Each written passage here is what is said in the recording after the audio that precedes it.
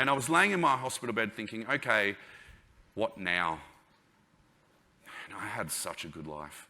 And I fought tooth and nail to achieve that life. And a 10-second incident was going to take it all away. How would I do any of these crazy things in the military that I felt made my life worth living now that I didn't have a hand and a leg?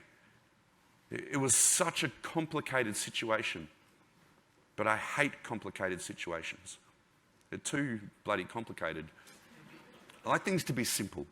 And so I made a simple choice, a choice that we all get to make whenever we want.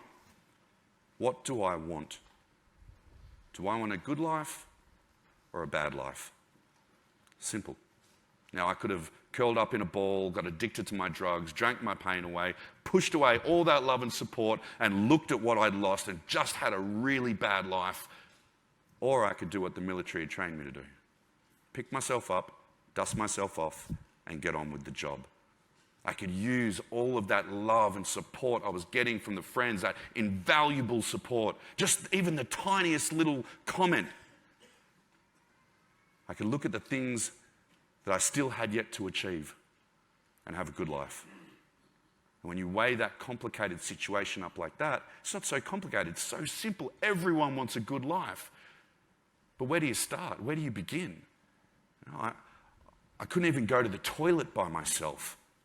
And so I thought back to my life previous to that, and I thought, what made it so good? What did I do in my job and my life that made me so fulfilled? And I thought, well, the first thing that we do every day as a soldier, every day as a clearance diver, is PT, physical training. So why would I break a good routine? And 2 days after I had my leg chopped off, the surgeon came into my room and found me doing one-arm chin-ups on the bar above my bed. Obviously, he was not impressed. Not as impressed as I was. But I didn't want to lay there being a victim. I knew I had to take some semblance of control over this seemingly uncontrollable situation. That was my power, the choice. And so I trained, and I had these little goals, little achievable goals that I'd set for myself, because the big goal that I had of getting back to work was just too big. But piece by piece, and challenge and obstacle, the more I did, the more I could look back on those tiny little goals and see exactly what I'd done, and they drove me to succeed more. I went and got a leg. I went back to training. Obviously, having one hand and one leg can really throw out your bench press and squats. But I used a mantra that I learned in the army: to improvise, to adapt, to overcome. I didn't have a hand to do push-ups, so I'd put my elbow on a bench and I'd do push-ups like that. You don't have 2 legs for squats. Does that mean you skip leg day? You never skip leg day. One-legged squats all day long. You improvise, you adapt, you overcome. There is no hurdle, no obstacle that is so big that you can't go around it, over it, or through it.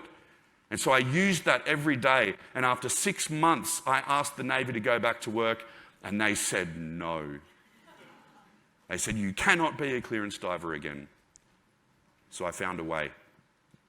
I talked them into letting me become an instructor.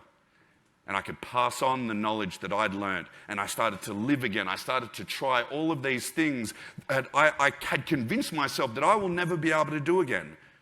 Surf. I still can't do it. I still love doing it.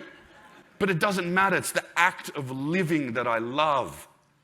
And I spent 3 years working as a clearance diving instructor with the Navy after the shark attack. And I thoroughly enjoyed it. Well, parts of it. It was still working in the military. But life has advanced so much more.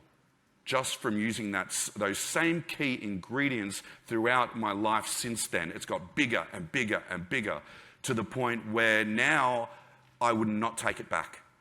Not in a heartbeat. My life is so amazing that I don't want to go back to that. I would not have had the opportunities. I would not have learnt the life lessons. In trauma, in struggle, there is strength and there is learning. In vulnerability, there is strength and there is learning. And these have been hard lessons to learn, but so very important. And they have absolutely enriched my life.